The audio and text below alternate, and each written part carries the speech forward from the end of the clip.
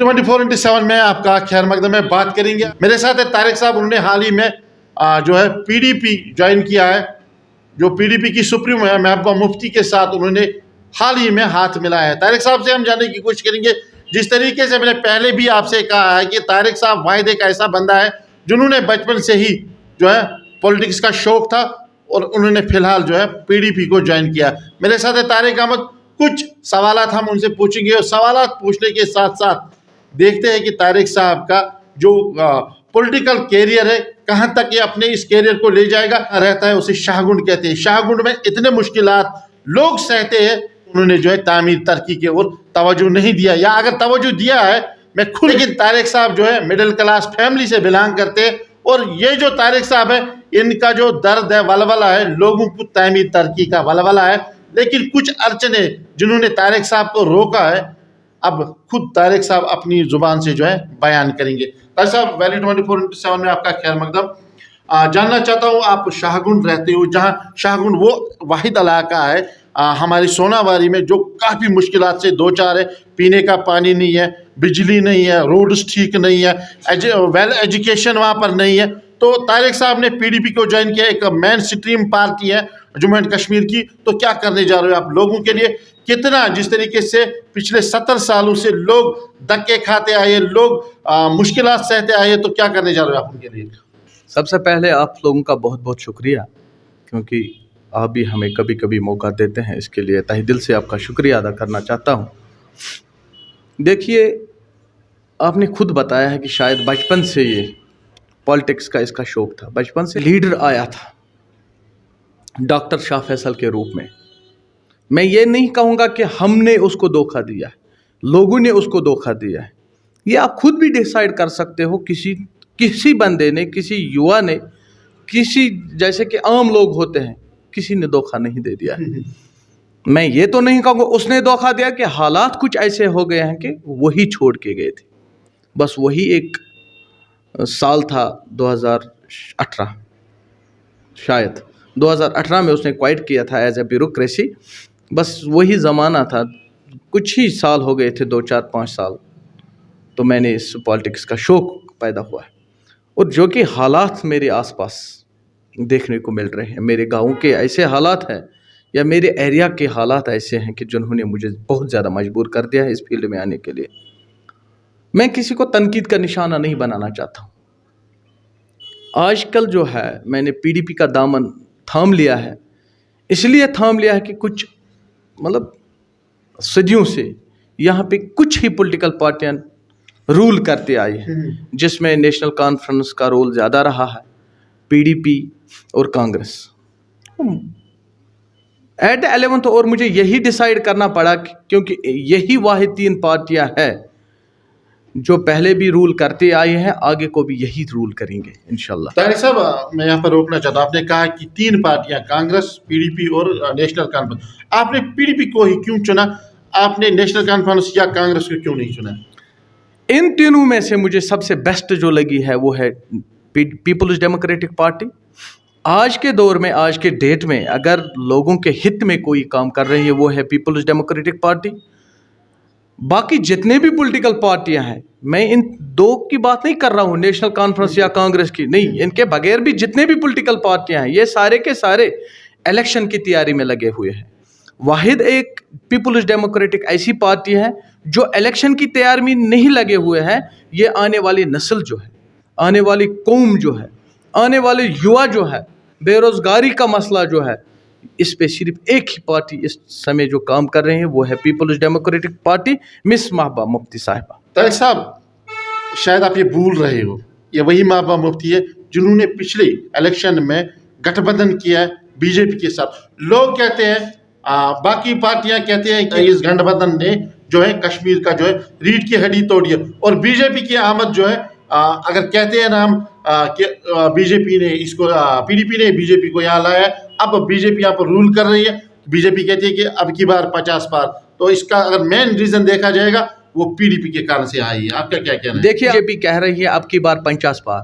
میرے سمجھ میں یہ نہیں آ رہا, یہ 50 پار بولتے ہیں 50 سیٹیں پار ہوں گے یا 50 ووٹ پار ہوں گے, یہ آنے والا وقت ہی ڈیسائیڈ کرے گا. کہ PDP اور BJP ان کے درمیان کوئی गठबंधन भी रहा है. इसलिए भी ये कहना चाहता हूँ, लोगों को ये अवेयर करना चाहता हूँ, आपको सोचने की बहुत ज़्यादा ज़रूरत है. जब उन्होंने आपस में ये सरकार बनाई है तब किसी ने धारा 370 को छेड़खानी नहीं की है.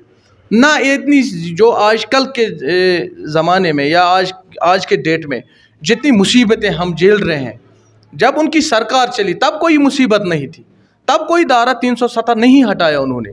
ये वाहिद एक ऐसी पार्टी थी जिसके मतलब उनके दबाव के मतलब उनके अपने इसमें जैसे कि हम बोलते हैं ना कि अपनी पकड़ में रखी है हम. बीजेपी को ऐसी पार्टी है, जब तक उनकी बीच में सरकार चली तब तक हमें खुदा न खास्ता किसी तरह की कोई परेशानी नहीं थी. आप खुद भी देख रहे हो, जब पीडीपी और बीजेपी के दरमियान ये गठबंधन तोड़ दिया, हुकूमत मतलब टूट गई, तब आपके सामने भी हालात हैं, हमारे सामने भी हालात हैं. ये लोगों को डिसाइड करना है, लोगों को सोचना है. तारिक साहब, यहाँ पर मैं आपसे और एक सवाल ज़मीनी पूछना चाहता हूँ. कहते हैं ना कि गहरे बाद में हम देखेंगे.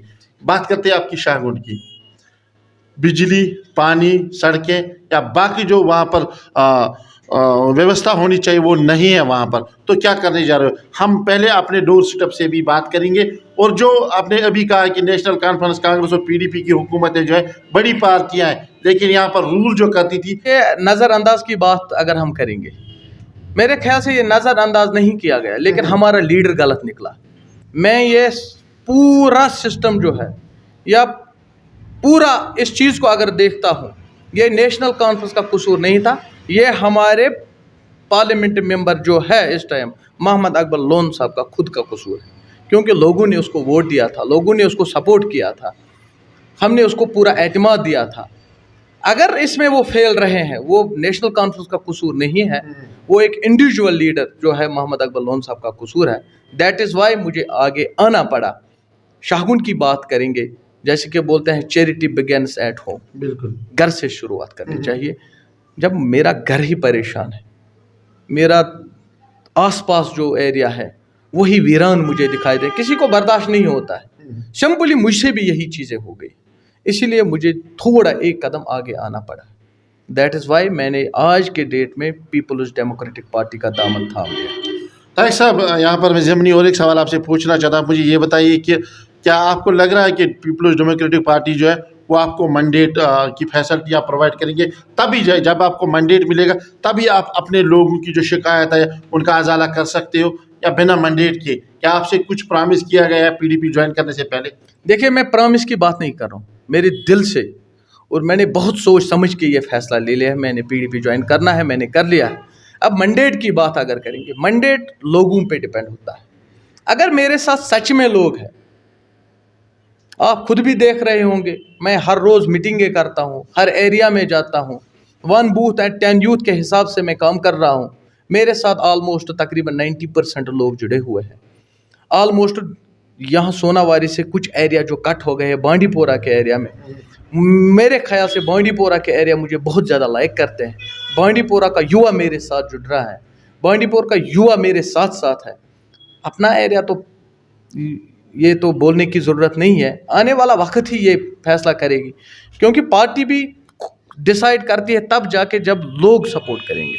अगर सच में उनको लगेगा इसके पास मैन पावर है, इसके पास लोग हैं, इसके साथ युवा जो है, तब मुझे नहीं लग रहा है कि पीडीपी मैंडेट करने में कोई ये देर करेगी. तारिक साहब, अगर देखा जाएगा, जिसके मैं पहले भी कह चुका हूँ, अभी कहता हूँ कि जिस तरीके से नेशनल कॉन्फ्रेंस जो है उनकी जड़ें हिलाना, मेरे ख्याल से जो है वो कोई 30 मार खानी होगा.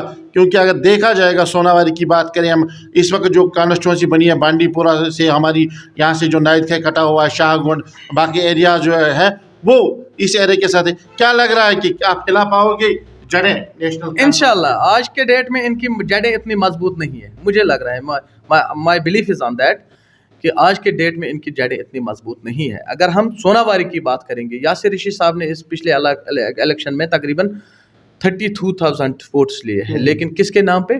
पीडीपी के नाम पे. आज के डेट में यासिर रशीद साहब को खुद को प्रूव करना होगा कि आज के डेट में उसके पास कितने वोटर्स है.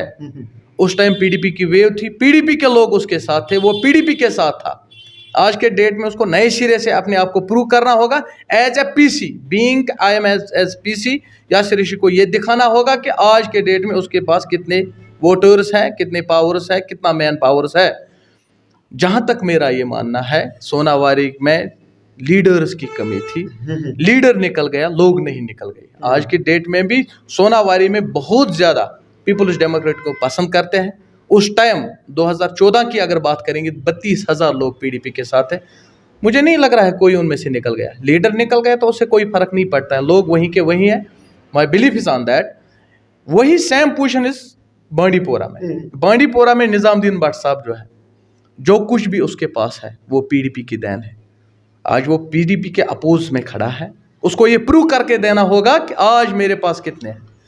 اگر طارق صاحب دیکھا جائے کہ بڑے بڑے دگج ہیں وہاں پہ, آپ بات کریں گے بانڈی پورہ کی, عثمان مجید ہے, نظام الدین بٹ ہے, پی ڈی پی کے محمد عبداللہ وانی ہے, یا بات کریں ہم بی جے پی کے رامان ٹکرے ہیں, بڑے کافی بڑے لوگ ہیں. یا بات کریں ہم سوناواری کی, سوناواری میں کافی بڑے دگج جو پالیٹیشینز ہیں. بات کریں گے ہم پی ڈی پی کی, محمد طاہر قادری ہے, یاسر رشید ہے پی سی کے, نیشنل کانفرنس کے ہلال اکبر لون ہے. بڑے بڑے دگج ہیں. کیا کہنا چاہتے ہو ان دگجوں کے بارے میں؟ کیونکہ ہر ایک کہتا ہے, ہر ایک یوا ہے. آپ محمد اکبر لون صاحب کو چھوڑ دیجئے, ان کی جو ایج ہے وہ اب کافی ہے, لیکن انہوں نے اپنے بیٹے کو اب فیلڈ میں لایا. کافی دگج ہے وہ بھی اگر کہتے ہیں نا کہ باپ کی جو تعمیر ہے وہ بیٹے کے لیے رکھی جاتی ہے, لیکن اگر دیکھا جائے گا واقعی محمد اکبر لون نے کام کیا ہے یہاں پر. اور اگر دیکھا جائے گا ابھی بھی, میں نے پہلے بھی کہا اور ابھی بھی کہتا ہوں, محمد طاہر قادری ہے, یاسر رشید ہے, ہلال اکبر لون ہے, یا باقی جو بی جے پی سے نصیر احمد لون ہے, کافی لوگ جو ہے وہ اب الیکشن لڑنے جا رہے ہیں, یا جب بھی الیکشن کا بگل بجے الیکشن لڑنے جا رہے ہیں. کون سی کروٹ لے گا اب, کس پارٹی کی؟ اور آپ نے ابھی کہا کہ 32,000 ووٹ اس سے پہلے یاسر رشید کے پاس تھے, وہی 32,000 ووٹ اکبر لون کے بھی پاس تھے. اب کیا کہنا چاہتے ہو آپ؟ دیکھیے سسٹم کچھ چینج ہو گیا, کچھ آندھی چلی, کچھ حالات ایسے ہو گئے ہیں کہ میرا ایک شعر بہت زیادہ پسند کرتا ہوں.